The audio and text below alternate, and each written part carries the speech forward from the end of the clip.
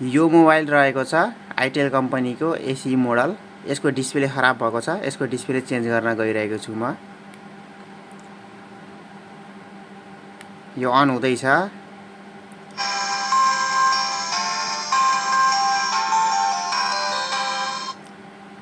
यो चाहिँ खसेर या ठक्कर लाएर यसको डिस्प्ले खराब भएको छ। अब यसलाई म खोल्दैछु। यहाँ नङ यसरी अड्काउने यहाँ ठाउँ दिएको हुन्छ। यहाँबाट यसरी यसको ढकनी खोल्न सकिन्छ। अनि पहिला ब्याट्री निकाल्ने। ब्याट्री निकालिसकेपछि यो मैले फर्स्ट चोटि खोल्दैछु।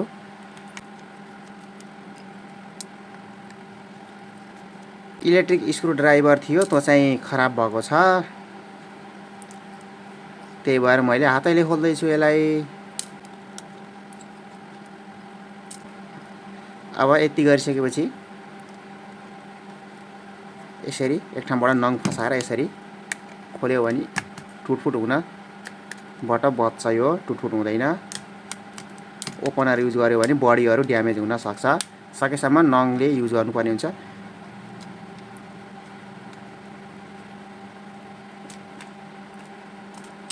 डिस्प्ले खराब भएको छ। डिस्प्ले यसरी पहिला यो डिस्प्ले कति पिनको छ त्यो हेर्नु पर्यो।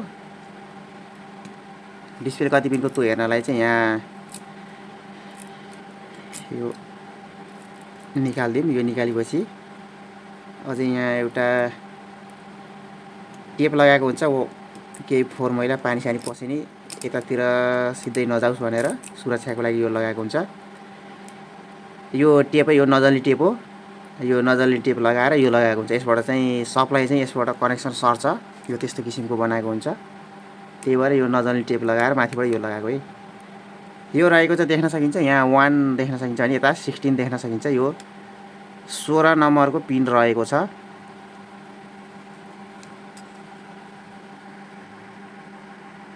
यसरी देख्न सकिन्छ 16 नम्बरको पिन रहेको छ यसमा भने। अब मैले 16 नम्बरको पिनको डिस्प्ले निकाल्छु।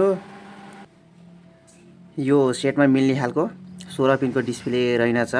अनि मसँग एउटा यो सेटै थियो सेमै मोडलको, सेमै कम्पनीको सेमै मोडल। यो चाहिँ सर्ट भएर अन नहुने भएको। यो चाहिँ फुल डेड हो। अब यसको डिस्प्ले निकालेर मैले त्यसमा लगाउँदैछु।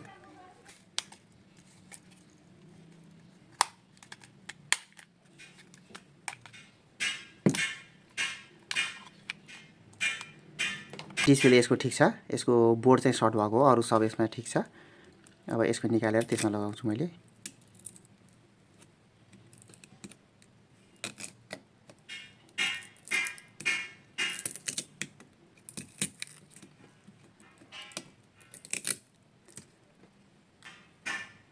पहिला यसमा थोरै हल्का सोल्डिङ पेस्ट लगाउनुपर्छ। सोल्डिङ पेस्ट यो लगायो भने सोल्डिङलाई पगाल्नमा मद्दत गर्छ।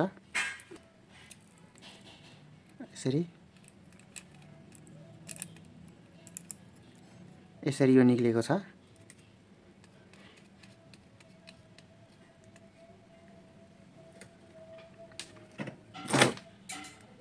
यसलाई हटाइदिउँ अब।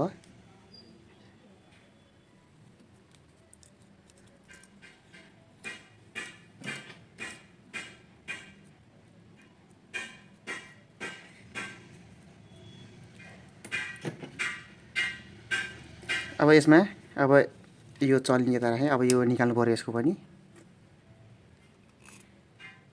यसमा पनि हल्का थोरै पेस्ट लाउनु पर्यो पहिला। सर्र लगाइसकेपछि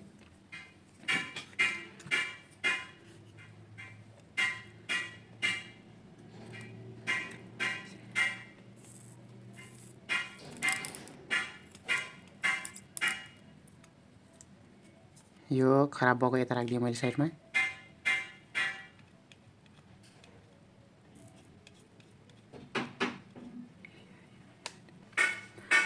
अब भने यो डिस्प्ले लगाउने बेला तलको बोर्डमा भएको कनेक्टरसँग पिनसँग यो डिस्प्लेको पिन यसरी सिधा मिलाउनुपर्छ। छड्के हुनु भएन। पछि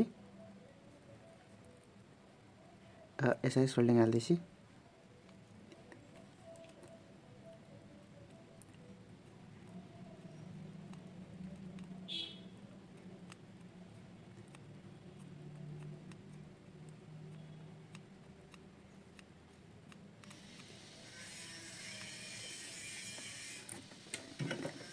यो यिनी पिनहरू सर्ट हुन भएन, सर्ट भयो भने यो खराब हुन्छ, काम गर्दैन।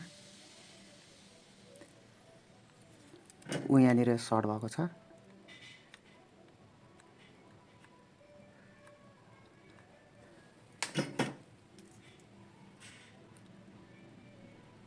यो चाहिँ अब भने सोल्डिङ भएको छ तर सर्ट भने भएको छैन। अब म यसमा ब्याट्री लगाउँछु, काम गर्यो कि गरेन।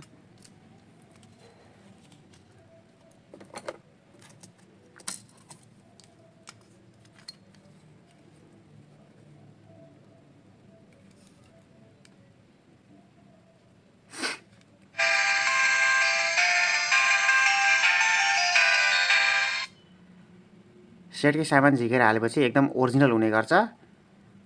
एकदम राम्रो भएको छ, मैले सेटकै झिकेर हालेँ, राम्रो काम गरेको छ। यो जसको फोन हो उहाँलाई पनि एकदम राम्रो डिस्प्ले परेको छ, एकदम खुसी हुनुहुन्छ उहाँ पनि। अब यसलाई म जसरी यसलाई मैले खोलेँ त्यस्तै तरिकाले अब यसलाई म प्याक गर्छु।